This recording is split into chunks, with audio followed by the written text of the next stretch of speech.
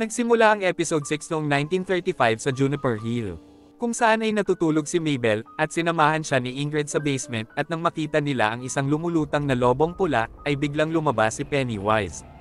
At sa kasalukuyan ay pinagalitan ni Leroy si Will at sinisi niya ito dahil napatay tuloy niya si Polly. At nang sagutin siya ni Will na, hindi mo naman ako katulad na papatayin ko ang sarili kong kaibigan, at dahil dito ay nasaktan niya ang kanyang anak. At agad siyang nilayasan ni Will.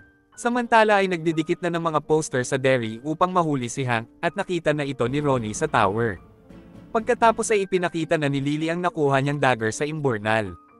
At sinabi niya na nang umilaw ito ay natakot at napaatras si Pennywise. At maaari nating magamit ito laban sa kanya, kaya't ngayon ay kailangan na nating bumalik ulit sa imburnal. Ngunit sinabi ni Ronnie na may sira ka ba, gusto mo pa kaming bumalik doon, muntik na nga kaming mamatay lahat. Kaya't nang mag-away at magsisihan sila ni Lily sa mga nangyari ay naghiwa-hiwalay na silang lahat. Samantala pagkabalik ni Halloran sa hangout ay tinanong siya ng kanyang mga kasamahan kung saan siya nagpunta, at inaya siya ng mga ito sa isang kasiyahan na gaganapin. Pagkatapos ay sinabi ni Ronnie kay Will na hindi titigil si It hanggang sa may mamatay na sa atin, at pagod na akong matakot. Oo, ako din kagaya mo na pagod na ding matakot. At inakap siya ni Ronnie. At nang magkikis na sila ay bigla silang pinasakay ni Charlotte sa kotse nito. Samantala ay nalaman na ni Halloran na itinatago pala ng kanyang mga kasamahan si Hank sa kanilang hangout. At hindi siya makapaniwala dahil alam niyang wanted si Hank. Kaya't ipinaliwanag ng dalawa na nakiusap lang si Charlotte na itago nila doon si Hank. Sinabi ni Hank na magtatago lang ako dito at hindi ako aalis. At dahil sa galit kaya't nilayasan sila ni Halloran, ngunit bigla namang dumating sila Ronnie, at pagkatapos ay nagkita na si Ronnie at Hank. Nagpasalamat si Charlotte kay Halloran, ngunit bago lumayas ay sinabi ni Halloran na wag mo akong idamay dito. At habang umiiyak ay sinabi ni Hank kay Ronnie na hindi na tayo muling magkakalayo anak. Pagkatapos ay sinabi ni Halloran kay Leroy na binuksan ni Pennywise ang kahon, kaya't naglabasan na ang mga patay sa airbase.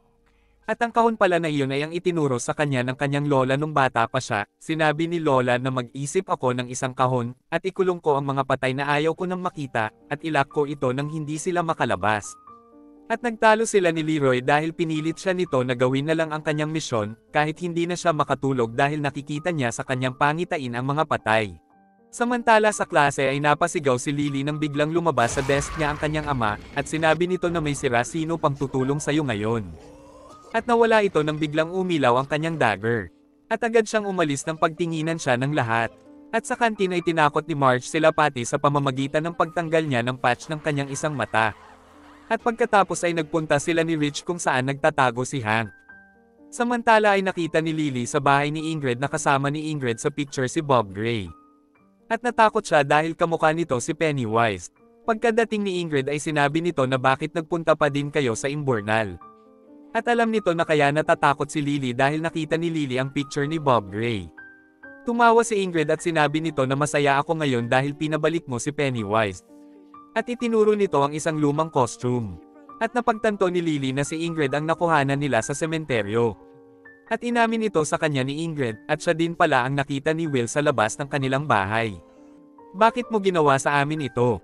Isa kasing carnival performer ang tatay ko na kilala bilang si Pennywise na The Dancing Clown. Idol ko talaga siya, ngunit inilayo nila siya sa akin. At ako lang ang natira sa dairy, kaya't namimiss ko na siya. Pagkatapos ay ipinakita ang isang nakaraan, kung saan ay nagtatrabaho si Ingrid sa Juniper Hill. At sinabi sa kanya ni Mabel na hindi naniniwala sa akin ang aking mga magulang tungkol kay Pennywise. Nagpasama sa kanya si Mabel sa basement upang ipakita sa kanya si Pennywise. At naisip ni Ingrid na makikita na niya ulit ang kanyang ama. At nang makita sila ni Pennywise sa basement ay binigyan nito ng isang pulang lobo si Mabel. Sinabi ni Ingrid na ikaw ba ang tatay ko? Ngunit tinawanan lang siya ni Pennywise at naging isang halimaw na ito, at nang magtatakbo sila ay nadapa si Mabel, at si Ingrid lang ang nakapasok sa loob ng kwarto. At dahil hindi na mabuksan ni Ingrid ang lock ng pinto, kaya't nakain na ni Pennywise si Mabel sa labas. At pagtingin niya sa salamin ng pinto ay naging kamukha na ng kanyang ama si Pennywise. Sinabi nito na namimiss na kita anak, buksan mo ang pinto at huwag kang matakot sa akin. At nang buksan niya ang pinto ay pinapasok na niya ito. At sa kasalukuyan ay sinabi niya kay Lily na siya talaga ang tatay ko. Pero patay na talaga ang tatay mo. Ngunit sinabi sa kanya ni Ingrid na ang mga namamatay dito sa dairy ay hindi talaga mga namamatay. At nang ayain niya si Lily na pumunta ng imburnal ay inatake siya ni Lily ng dagger at agad na lumayas. Samantala ay sinabi ni Marge na kung haharapin nila si It ay kailangang magkakasama sila. Ngunit sinabi ni Ronnie na gawin niyo lang ang gusto niyo at dito lang ako sa tatay ko. At sinabi ni Hank kay Will na hindi ko papayagan si Ronnie na umalis dito. Pagkatapos ay sinabi ni Will kila Marge na hindi niya napapayag ang tatay ni Ronnie na maisama nila si Ronnie sa imburnal.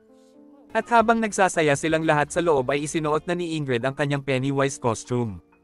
At sa party ay makikita natin ang dalawang magjowa sa labas, at nakita nila na may nagdatingan na mga kotse, at laking gulat nila nang makita nila na bumaba ang mga lalaking nakamaskara na may mga dala pang mga shotgun.